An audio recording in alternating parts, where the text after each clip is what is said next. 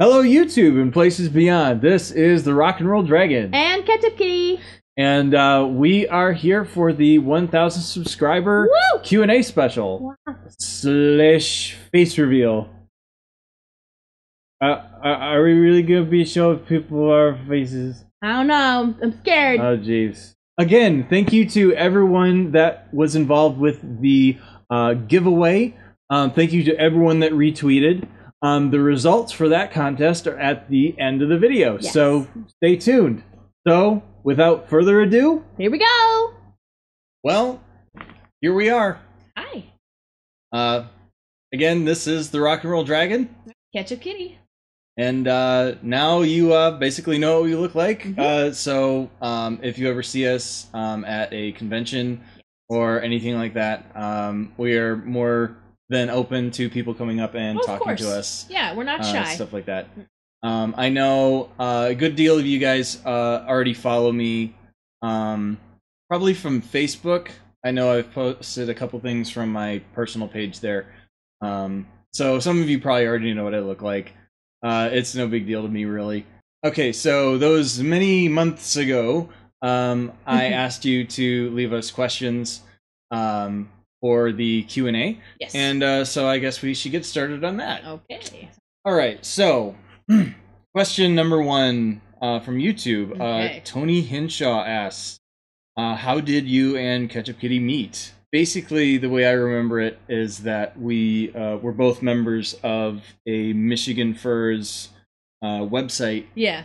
I don't know if it's still up, but if it is, I might post a link in the description. Yeah. But it was basically a website where you could register yourself as a Michigan furry. Yes. And I found that she lived like right down the streit from me. Like a mile or two? It was really close. Yeah, like ridiculously close. Yeah, and we were like, whoa. It's like, whoa. Want to hang out? Wow. So, yeah. So eventually we start talking and we're like, hey, you want to hang out sometime? And meet up, just be friends. And so I went over there to see him, but apparently either it was my fault or his, I can't remember. But the directions were screwed up. And I parked and I'm like, it was like an apartment area complex. Yeah, and, I was living in an apartment with my grandfather at the time. So I parked and I'm like, hey, here's the number. You said you're outside. Where are you? And he's like, well, I'm outside. Oh, I'll see ya. And then so I'm like, I walk a little bit and I go to the main street because there's apartment complexes apparently across the street too. So I said, here, walk to the street. And he's like literally right across from where I was. And he goes, hey! And I go, hey! So I drive over there, finally finding him, and I get out of the car, and then we just hit it off from there. Yeah. And it was just one of those things where, you know, you meet someone not really thinking about, like, you know, what you might do as far as a relationship with this person. Yeah, we weren't thinking that. It was just a furry that was close by to hang out with, and it really was like sparks day one. At least that's how I felt about you. That's how I felt. It was very cute. It was sparkles. It was sparkles. He was very cute. All smiles. I had hair back then. A fun day. Oh. Thanks. Alright, second question. Jacob McComber. Sorry if I said that wrong. From YouTube, he asks, do we have any pets?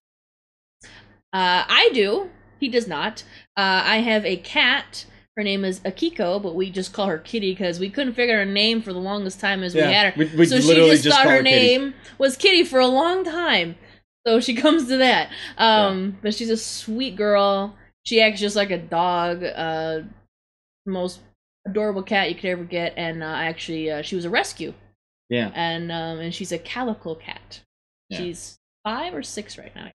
And though I might not have any pets of my own, I grew up in a household where I was basically minimum of like 3 animals in the house at any given point. All the pets. My dad had several dogs, still has several dogs. My mom had several cats, and now they have maybe 1 or 2. But since then, they've basically turned my home into a farm, like, you know, out in the woods. Actually, it's called Sheer Oaks Farm now. So, oh, it's official now. Yeah, they literally have, like, they have a goat farm. They literally sell goats now. Ah, jeez. But so you're petted out. Yeah, but before that, it was chickens, Peking ducks, guinea hens, the most ugly, loudest things ever that could wake you up in the middle of the morning. So you had more farm pets than the traditional type of pets. Yeah. Like cats and dogs. Like I had a million dogs growing up. My little sister had a guinea pig that bit my finger once. Yeah.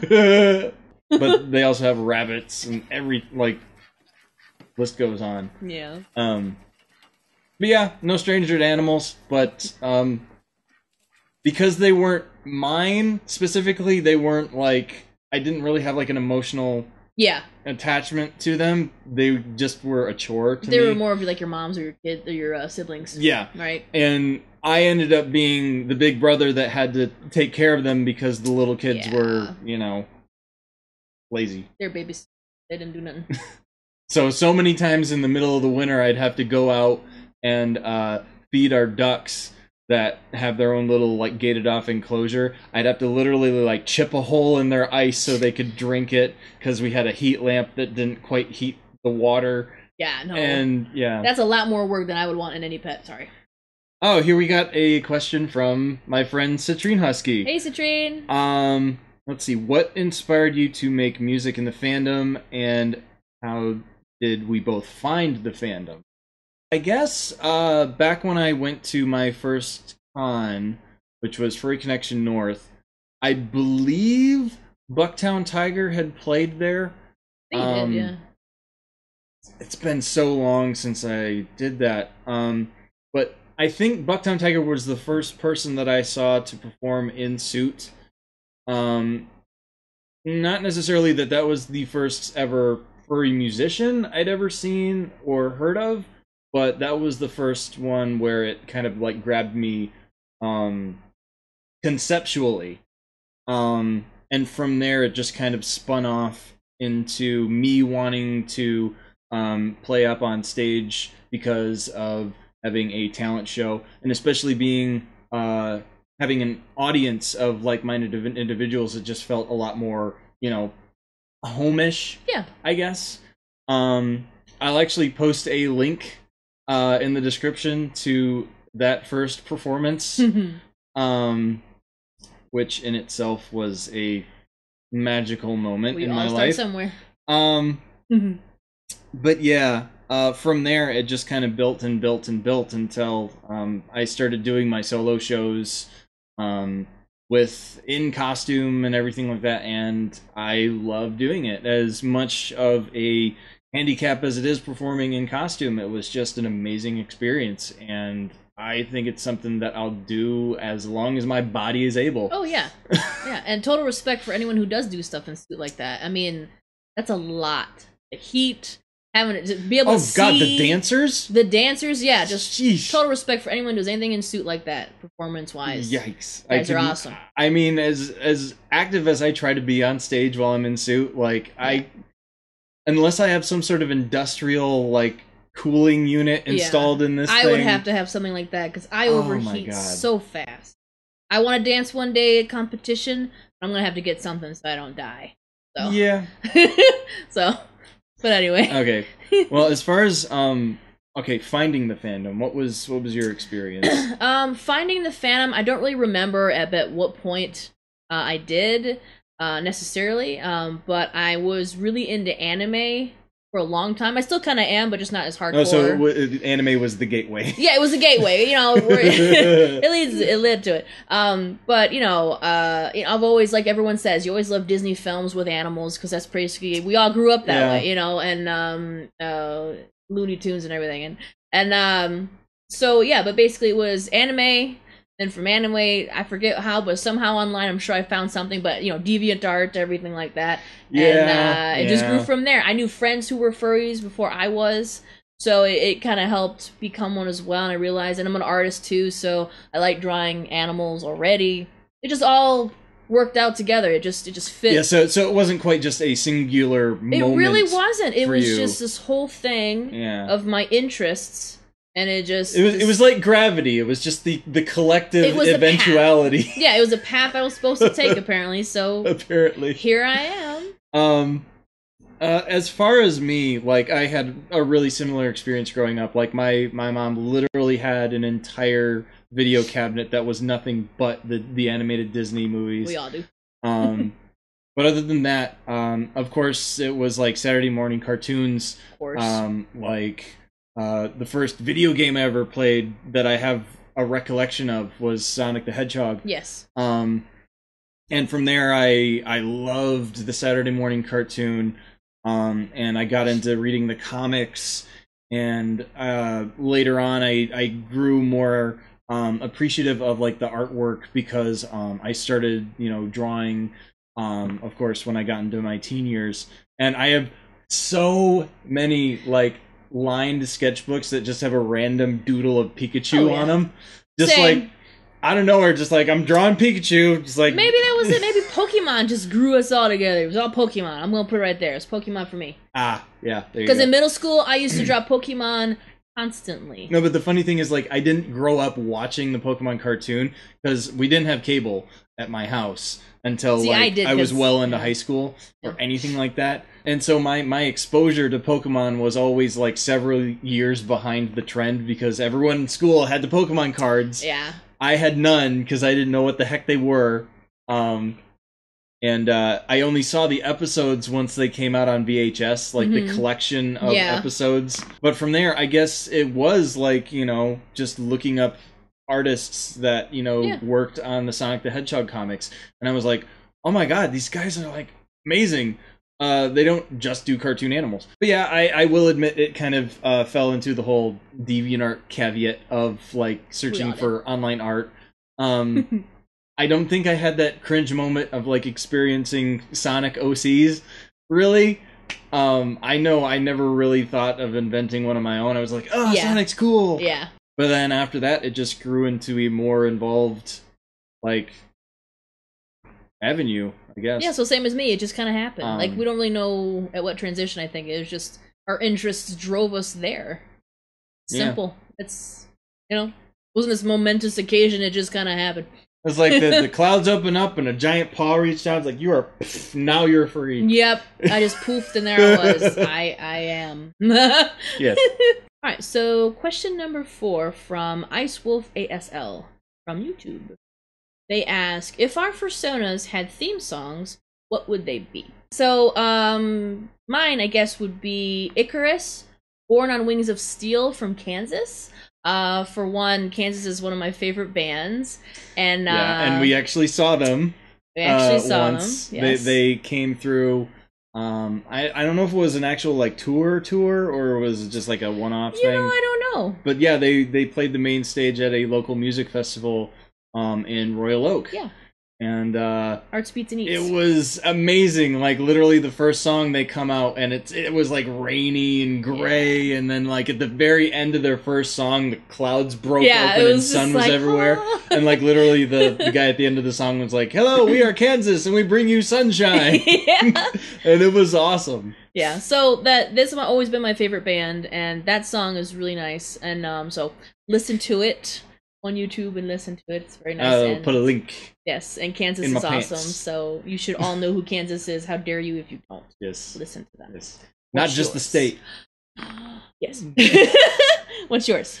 Of course, for me, if I really had to boil down my character to having a theme song, it would, without a doubt, definitely be Learn to Fly by Foo Fighters.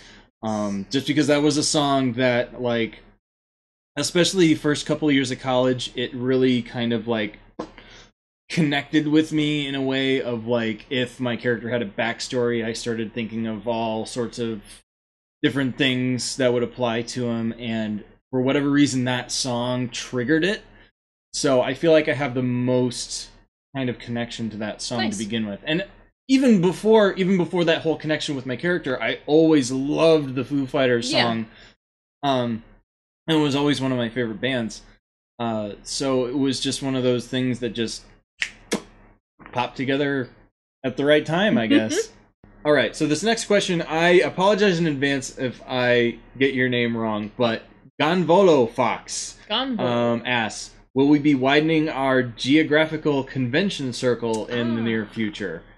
That really depends on a lot of factors. Number one, a lot of the conventions we go to, we either carpool or rideshare, or we also room with a lot of other people to save costs on hotels. Yeah, we're not rich. No. We paw with I mean, if in the very, very far future, if we, better job, more stability, then yeah, I mean, we would love to, though. I mean, it's nothing that we would never want to, but it's just the money situation. Of course. Always hard. Like, for instance, this year is the first year I'm going to for a reality in Ohio. Yes, I'll be there too. That's in October. And basically the only reason I'm going this year is because I was invited as guest of honor. Exactly. Woo. So I don't know how it happened, but thank you guys. And that really helps for us. It really does. But yeah, just it depends on how far of a journey it is for us. I've never had to take a plane for a convention, so I don't know what kind of extra bells and whistles I'd have to worry about, especially with lugging like music equipment and things like that. Yeah, but he has a lot of stuff, so and all the conventions we have gone to, we've basically driven. Yeah. So that's maybe taken us up. The max was what, 6-7 hours. Yeah, the longest we've traveled was for Anthrocon, and that was like a 6-hour trip. So if we can drive there, definitely. I mean, we'll probably take a million stops, but we can do it. It's just I personally wouldn't want to fly just because I don't like planes, but I will do it if we can. Yeah. But again, it's all about money. So. And here's the deal: if you guys would like to have me perform at a convention that's not exactly in the immediate residence of Michigan, I'm more than open to the idea of being had at conventions like, all the way across the coast, if I could. Yeah. But the best thing you can do, especially when it comes to performers or guests that you'd like to have at a convention, the best thing you can do is actually ask those people directly, like, hey, this is a suggestion for guest of honor, like, here's what he's done in the past, I want him over here. Oh, talk to staff that for the con. Did you let them know? Yeah, like literally drop the con a note. They have actually come forward and said, like, that is how we pick our talent. Exactly. Drop suggestions. Is literally just hearing from you guys, and they listen. Yeah. So that is the best option if you want me out with you guys, Or and anyone. I wouldn't have to worry about money necessarily. It's just travel and It helps. A little bit helps. It really does. yeah. So who knows? So this is our last question. This is from Saffron Juniper on Twitter. They ask, "Why did you decide to be a dragon?" Okay. Well, The big question. So I'll have to admit that when I was young, I liked to play with fire a lot and burn things Yay! a lot. And well, when I was really little, I set a waste paper bin on fire at my dad's workplace. At the time, he owned a auto body shop, and there was a little office connected to it, and I set the trash bin on fire because I was playing with matches. It's right there. It needed to be fire. Yeah. So there was that, and then there was the countless times where I would just like to throw things that didn't necessarily go in a fire pit into a fire pit. We all did that. And then there was also playing with WD-40 and a lighter. I didn't do that. Making fireballs in the barn. I didn't do that. I'm sorry. But I did light things on fire, too. I'm a bit of a pyro as well, so maybe that's why we're good together. Yeah. I like lighting things up. So, there's the fire element there. Partway through middle school, I scored high on some standardized testing, and they offered me, like, a list of, like, summer scholarship week-long programs you could sign up for free because of the high standardized testing score. And one of them was a week-long flight school up at Traverse City near the Cherry Capital Airport. And for a week, I learned the ins and outs of being a pilot. So even before then, like, I spent hours upon hours, like, on a flight simulator game that my dad had on the computer, and he literally had, like, one of those fancy flight joysticks that was, like, completely accurate to, you know, playing the game. And like, the whole idea of just flying in general was, like, a huge thing for me. I was obsessed with paper airplanes when I was little.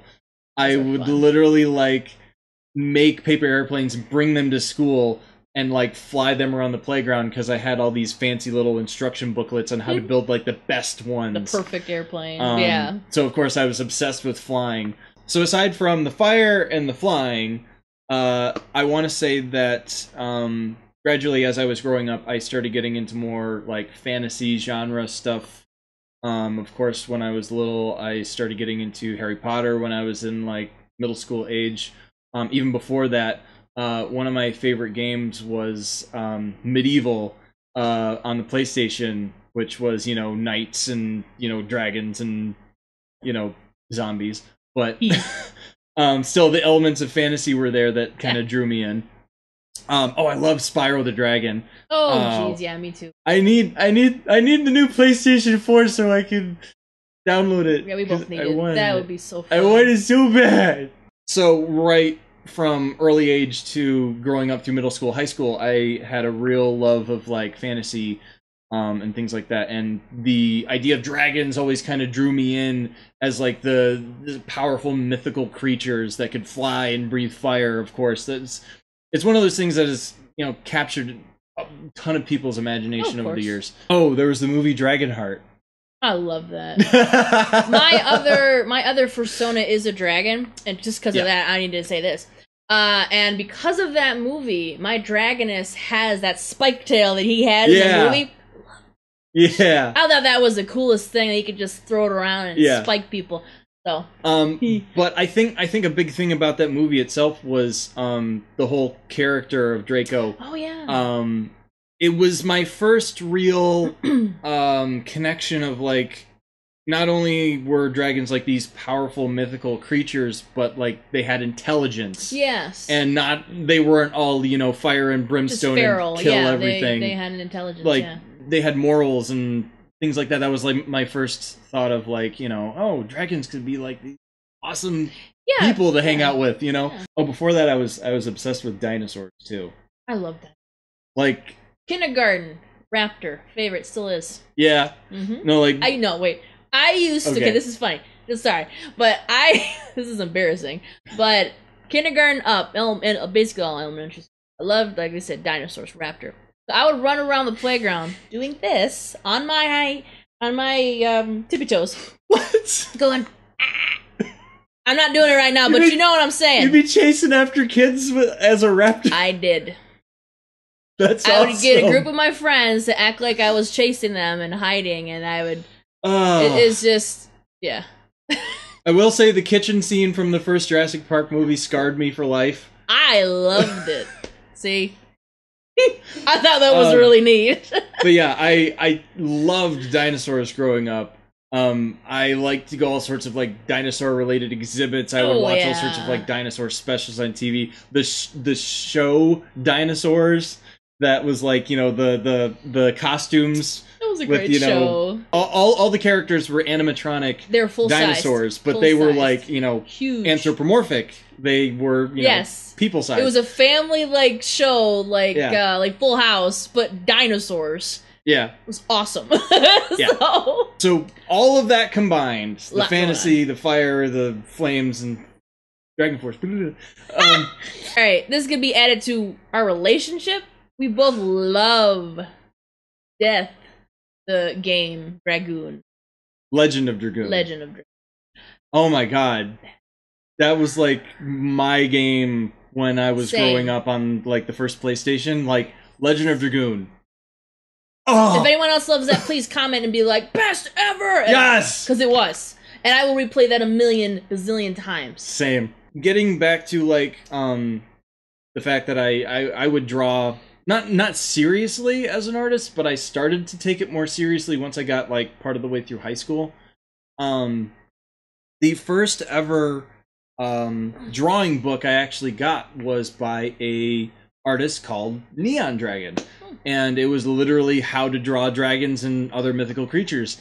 And from there, I drew my first ever dragon from the tutorial that she showed in the book, and I kind of spun that off into a character that was basically still a feral dragon, but it had a riding companion, which also connects me with the fantasy book Aragon. But yeah, like the whole idea of dragons and riders and stuff like that was a huge concept for me, too. Basically, from drawing my first dragon, I had a character that was basically me if I was in like a JRPG style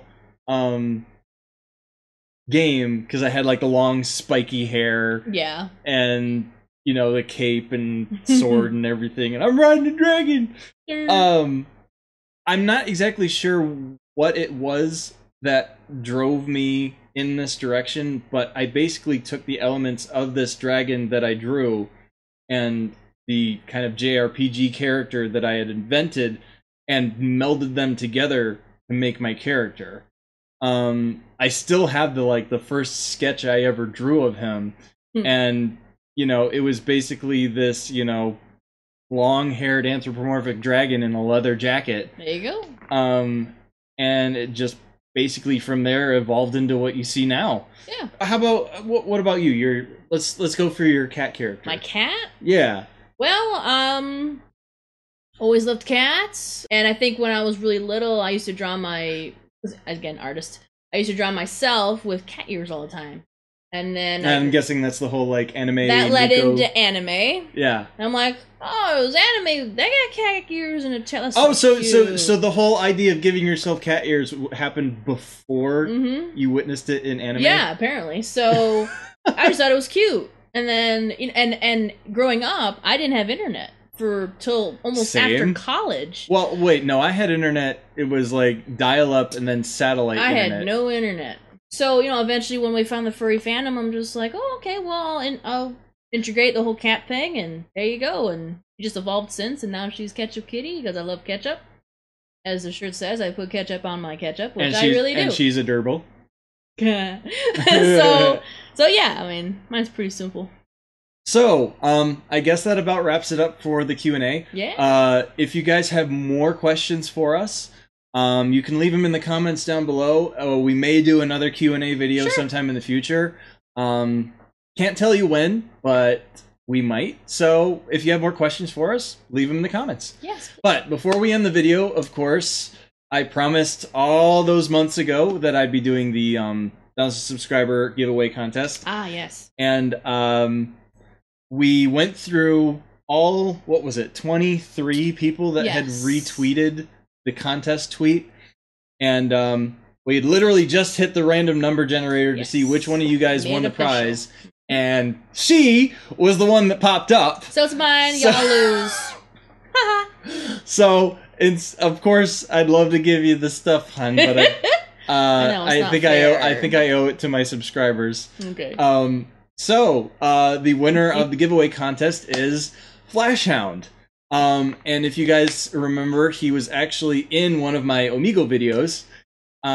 So, congratulations. Congrats! Alright, so Flashhound, I will be getting the calendar out to you within the time that you can give me your address information. Yes. But also, since I said there would be a little bit of an extra bonus in there, I've got some drumstick-shaped pencils. Neato.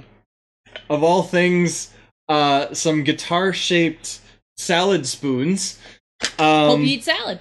And some very, very, very exclusive guitar socks. So I hope you like that. We still might put something in there extra for you, but thank you for being a subscriber. Thank you. And thank you again for being in one of my episodes. That was awesome. And I will definitely talk to you later. So, that about wraps up the video. Thank you guys so much for subscribing. Yes, thank you. It really means a lot to me, especially all of the sharing, the retweets, anything to spread the word, to get my name out, along with Ketchup Kitty. And we really appreciate it. Yes, just so much. Every bit. But with that, I'd also like to announce that very soon, if not already, before I finish this video, I'll be starting a gaming channel. Of course, since it's going to be separate from this one, I probably won't be doing much fursuit related stuff, so it's just going to be gaming. Right now, I've been doing a Let's Play of me and my little brother playing The Forest. Now, oh god, now it's just a mount. Now it's a trophy mount? Oh god, what have I done? What have I done? And it's been a lot of fun. We are known as the Nowhere Bros. So that's cute. We decided on the name Nowhere Bros because my little brother lives out in the middle of nowhere in northern Michigan, and his internet is literally a phone hotspot. So there's that, and since I'm also from the middle of nowhere, up there, and I still don't quite know where I'm going, we are the Nowhere Bros. Yes. So that's going to be the show with me and my little brother. You can check links for that in the description and at the end of the video. And hope to see you at the gaming channel. Woo! Thank you once again for checking out the Rock and Roll Dragon. Yes, thank you. I hope to see you at a convention soon. Yes. And peace out and rock on, Fuzz Butts.